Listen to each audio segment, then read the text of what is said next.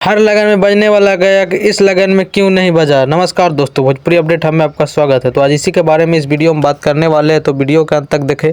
और जो भाई लोग हमारे इस चैनल को सब्सक्राइब नहीं किए हैं वो इस चैनल को सब्सक्राइब कर ले, क्योंकि भोजपुरी और माघी का हर अपडेट सबसे पहले हमारे चैनल पर ही दिखाया जाता है।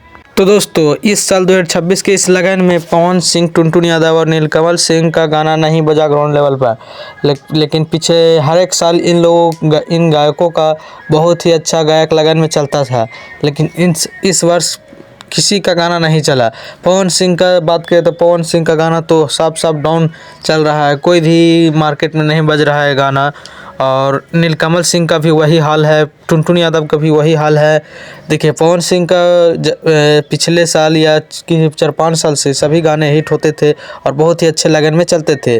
4-5 तो गाना चलते थे 5-6 गाना पवन सिंह का, जो कि लगन में बहुत ही धाकड़ तरीके से चलते थे। और नीलकमल सिंह का फिर 2-3 गाना चलता था लगन में, और टुनटुन यादव का भी 1-2 गाना चलता था। लेकिन इस वर्ष किसी भी इन तीनों गायकों में से किसी भी गायक का एक भी गाना इस लगन में हिट नहीं गया।